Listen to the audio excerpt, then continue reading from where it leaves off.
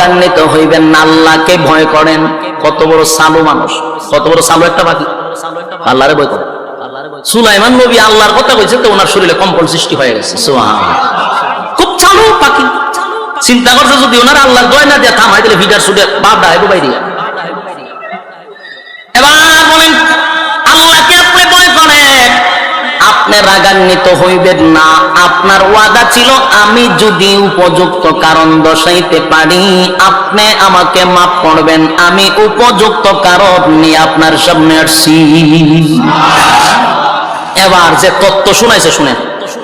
হুদহুদ বলেন পয়গম্বর, আপনি একজন পয়গম্বর হতে পারেন, দেশ চালাইতে পারেন, নবী হইতে পারেন, আপনি রাজত্ব চালাইতে পারেন, কিন্তু আমি এই মুহূর্তে যে খবর নিয়ে আসছি সেটা আপনি নবী হইয়াও জানেন না। কি বুঝলেন?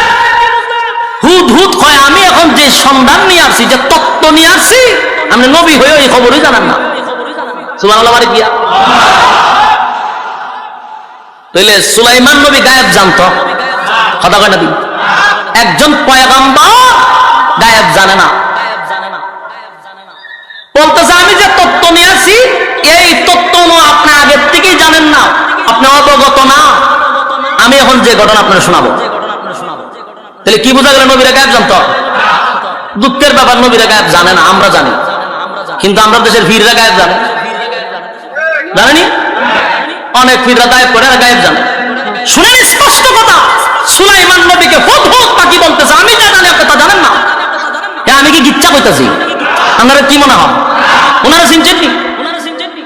হ্যাঁ, চিন্না রাখেন, বহুত বড় আলেম, ওনাদের পাশে বইয়া কথা কইতাছি। এ গিচ্ছা না, গিচ্ছা না, কোরআন দিয়ে কথা কইতাছি। তাহলে গায়েব যে জানে না, এটাকে আমার কথা না কোরআনের কথা। ফাঁকি বলতেছে আমি যা জানি এখন আপনি তা জানেন না। সুবহানাল্লাহ বাড়ি গিয়া فمكث غير بعيد فقال أحطت بما لم تحط به وجئتك من سبأ بنبأ يقين। আমি অনুপস্থিত তাইকে আপনাকে যতটা না কষ্ট দিলাম, আমি আপনাকে এখন যে সংবাদ শোনাবো আপনি শোনার পরে এর চেয়েও বেশি খুশি হবে। সুলাইমান নবী বলেন কি শুনাইবি? কারণ দশা।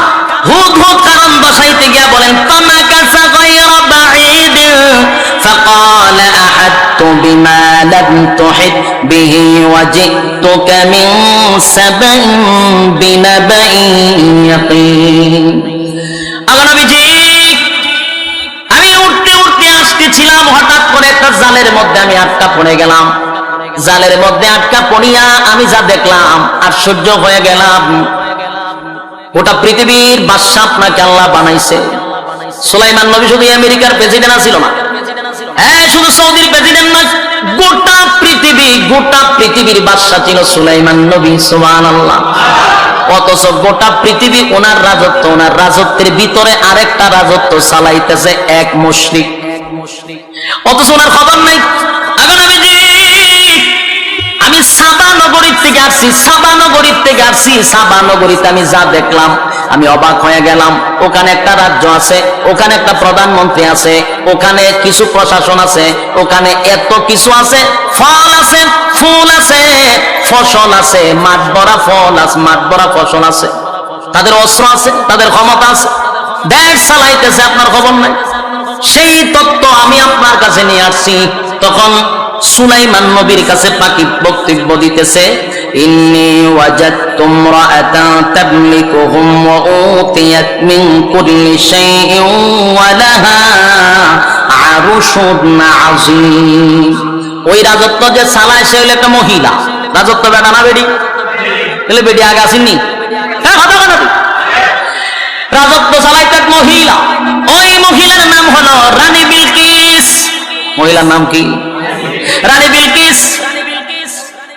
রানী বিলকিসের তত্ত্ব আমি যখন এই তাফসীরটা আপনারা যখন পড়বেন, এখানে একটা ঘটনা আমি পাইছি, যদিও এটা ইসরায়েলি রেওয়াত হতে পারে, কিন্তু আমি যেটা পাইছি রানী বিলকিসের একটা তত্ত্ব পাইলাম যে রানী বিলকিস তার বাপ ছিল মানুষ, মা ছিল জিন্নাত। বাপ ছিল কথা কয় না, মা ছিল জিন্নাত। এই বাপ ছিল মানুষ, মা ছিল জিন্নাত, দুটোর সমন্বয় হইল রানী বিলকিস। কথা বুঝছেন নি? তাহলে মেধা কম না বেশি? মেধা মারাত্মক মানুষের আছে, জিন্নাতের আছে। মেধা ছাড়া দেশ চালানি সম্ভব? হ্যাঁ, কথা কয় না? মেধা আছে। রানী বিলকিস, আমি সাবা নগরীতে যা দেখলাম আশ্চর্য হয়ে গেলাম। ওই রানী বিলকিসের একটা সিংহাসন আছে, এই সিংহাসনটা লম্বা হলো 40 হাত। লম্বা হয়া লম্বা হলো 40 হাত, ফাঁসে হইল 30 হাত, উচ্চা হইল 15 হাত। আর পুরা সিংহাসনটা হীরা মণি মুক্তা দিয়া সাজানো। কি বুঝলেন? হ্যাঁ, কথা বল না। বিরক্ত লাগতেছে আপনারা? বিরক্ত লাগলে আমার আজকে কোনো অসুবিধা নাই, আমি নিজে আজকে বিরক্ত, মাথা ব্যথা করতেছি, ঘুম কম হয়েছে। 12 ঘন্টা জামিন করে কি আর ঘুমাইতে। এই জন্য আমি আপনাদের সামনে যে কথাগুলি কইতেছি খুব মজার আলোচনা, না খারাপ লাগতেছে? গিচ্ছা শুনলে কোরআন থেকে শোনা ভালো। এই আজগবি গাঞ্জা ঘুরি গিচ্ছা বাচ্চা না শুনিয়া কোরআনের গিচ্ছা শোনা ভালো। এটা মাঝে কোনো ফরমালিং নাই। আর গাঞ্জা ঘুরি কত গিচ্ছা আছে, হিসাব উইরা গেছে গা। হ্যাঁ, এখানে বই উজু করতেছে তো আটকাতে হাতের লেগেছে, জিগায় মরিদান উজুর আটকে গেছে, আমার এক মরিদানের লঙ্গি বিলে আছে। কত বড় হামেল হিসাব। আমার মতো তুই আমাদের শ্বাস করে তো আ জায়গায় কো জায়গায় শ্বাস করে তুই উজু কর, এদিকে শ্বাস করে দিদি লাগান যা ঘুরি কথা। আর একবার ওয়াজ করতেছে, কইতেছে ফাঁকি বলে ওনার শুনলো ইয়ে করেছে, পায়খানা করেছে। আচ্ছা ভালো আছে, ফাঁকি তো পায়খানা করে দেবো না, আমরা শুনলো করে, অসুবিধা কি? এর লিগে আমার খুব রাগ হচ্ছে। ফাঁকির ভাই এমন ভাবে চাইছে আগুন লেগে ফিরে আছে ফাঁকি। তো শ্রোতারা সুবহানাল্লাহ ভাবে উঠে আছে, সর্বনাশ সর্বনাশ সর্বনাশ, কামিল ফির কামিল ফির কামিল ফির। জানি যে এর কামিল ফির কি পাইছ? এই হিসাবের চোখের মধ্যে ঠাডা ফিরে রয়েছে। কটি কি দেখলাম গো, এটা ঠাডা ফিরেছে চোখের মধ্যে। ঠাডা না পড়লে একটা মাখলুকের কাছে নিরাপদ না, এ চাইলে আগুন লেগে যাবে। এত তার জাল, কথা হয় না? এ তার জালে ফির হইতেন, এ চাইলে ফাঁকির মধ্যে আগুন লেগে যাবে। এগুলো গাঞ্জা করি গল্প না শুই না, আমরা কোরআন থেকে কথা শুনি, মজা পাইবেন নি? ফরমালিং আছে? ফরমালিং না, এটা মনোযোগ দিয়ে শোনা দরকার। হুদহুদ বলেন, ওই মহিলা এত সুন্দরী মহিলা রাজত্ব চালায়, একটা সিংহাসনে বসে, সিংহাসনটা হীরা মণি মুক্তা দিয়া সাজানো। তার অস্ত্র আছে, তার ক্ষমতা আছে, তার কোনো কিছুর কমতি নাই। দেশের রিজার্ভ ফান্ডে অনেক কিছু আছে। এইভাবে যখন বলতে লাগলো, এরপরে হুদহুদের বক্তব্য শেষ নয়, এরপরে বলেন وجدتها وقومها يسجدون للشمس من دون الله وزين لهم الشيطان أعمالهم فصدهم عن السبيل فهم لا يهتدون। এরপরে হুদহুদ বক্তব্য কেন শেষ না? তো এতটুকু তো হুজুর ভালোই আছে, কিন্তু আরো মারাত্মক ঘটনা আছে। বলে কি মারাত্মক? এবার হুদহুদ বলেন, গোটা রাজত্বে আপনি চালান, আপনি একজন পয়গম্বর, সব কিছু আপনার নিয়ন্ত্রণে। কিন্তু এই মহিলা রাজত্ব চালায়, শুধু তাই নয়, এমন একটা বাড়ি করছে, সামন দিয়া জানালা দিছে, পিছন দিয়া জানালা দিছে। সকালবেলা যখন সূর্য ওঠে, সে ঘর থেকে প্রথম জানালা দিয়া সূর্য ঢুকে। বিকাল বেলা যখন সূর্য অস্ত যায়, আবার তার পশ্চিম দিকের জানালা দিয়া সে সূর্য দেখতে পায়। সে সকালে একবার সূর্যের পূজা করে, বিকালে একবার সূর্যের পূজা করে। নাউজুবিল্লাহ বাড়ি দিয়া কিসের পূজা করে? সূর্যের পূজা করে। মেজাজ কত আমার এখানে গরম হয়েছে। আমি কি এমনি একটা ঘুরে রয়েছি? আপনাদের মধ্যে সেট করেছেন আমার মেয়ে দলেছেন। শুনেন ঘটনা আপনার রাজ্যের মধ্যে কি আহাম কুহাম হইতেছে, খবরই নাই আপনার। আমি তো 30 মতি দেখছি বেরিয়ে গেল সূর্যের পূজা করেন, আপনি আমাদের পয়গম্বর রাজ্য চালান, আপনি আমাদের কত ঘটনা ঘটতে যেতেছে। আরো কিতাব হইতে মজুতি লাগতেছে, আজগবি ঘটনা কইবেছ তুই? না, আমি নিজে দেখেছি। এবার হুদহুদ বলেন, আমার পয়গম্বর, এই দেশটা এত সুন্দর, এত সুন্দর, এত সুন্দর একটা দেশ। তাদের যেমন অস্ত্রের বল আছে, তেমন তাদের রিজার্ভে অনেক কিছু আছে যেটা ফুরাইবে না। তাদের বিশাল মাঠ ভরা ফসল আছে, অস্ত্রের বল আছে, স্বয়ং সম্পূর্ণ একটা দেশ, কিন্তু আফসোসের বিষয় হলো তারা আল্লাহর গোলামি করে না, তারা সূর্যের গোলামি করে, সূর্যের পূজা করে। নবীজি আমি আশ্চর্য হয়ে গেছি নবী,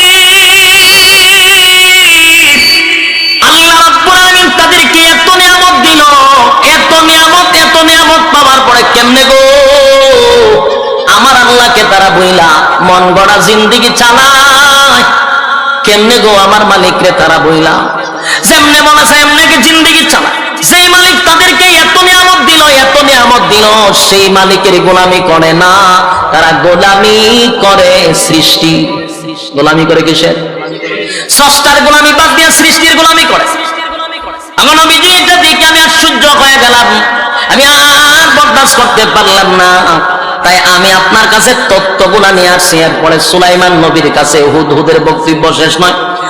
হুদহুদ বলেন ওয়াজাদতুহা ওয়া কওমাহা ইয়াসজুদুনা লিশ-শামসি মিন দুনিল্লাহি ওয়া যায়্যানা লাহুমুশ শাইতানু আ'মালাহুম ফাসাদ্দাহুম আনিস সাবিলি ফাহুম লা ইয়াহতাদুন। নবীজি তারা সূর্যের পূজা করে, মূর্তির পূজা করে, তারা আপনার রবকে মানে না, তাই আমি আপনার কাছে তত্ত্বটা নিয়ে আসলাম। এরপরে বলেন আল্লাহ ইয়াসজুদুন লিল্লাহিল্লাযী ইখরিজুল খাবা'a ফিস সামাওয়াতি ওয়াল আরদ ওয়া ইয়া'লামু মা তুখফুনা ওয়া মা তু'লিনুন। শয়তান তাদেরকে এমন ভাবে পাকড়াও করছে, শয়তান তাদেরকে এমন ভাবে মুছরাইছে। মাঝে মাঝে আছে না মানুষ শয়তানে মানুষের লড়ায় শয়তানে কথা কয় না। হুদহুদ বলেন পয়গম্বর আল্লাহর সেজদা না করে তারা সূর্যের সেজদা করে। বলুন তো সেজদা কার জন্য? কথা হয় না। সেজদা হবে আল্লাহর জন্য। আল্লাহ ছাড়া কোথাও মাথা টেকানো যাবে? আল্লাহ ছাড়া মাথা টেকানো জায়গায় বে জায়গায় মাথা দেখানো যাবে না। একমাত্র কার জন্য? এই কপাল শুধু আল্লাহর জন্য। দেখবেন কোন ফাতি নেতায় যদি একটু বেড়াগিরি পায়, সে এলাকার স্থানীয় বড় নেতার খবর নাই, খুব মারাত্মক, একদম এর নাচানাচি যন্ত্রণা, অতিষ্ঠ হয়ে যাবে মানুষ। অথচ এরা দেখা যায় দেখছে উনি ছিলেন না, মন্ত্রী তো ছিল দূরের কথা, এলাকার স্থানীয় নেতারে ছিলেন এর যে ফাতি নেতা আসলে নাই।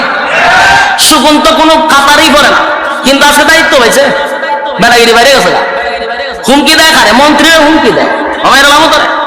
মন্ত্রী কয় দাঁড়া, সুলাইমান নবী কি বলছে আগে আমার কাছে বল। বলে সুলাইমান নবী বলছে তোর জবাই করবো।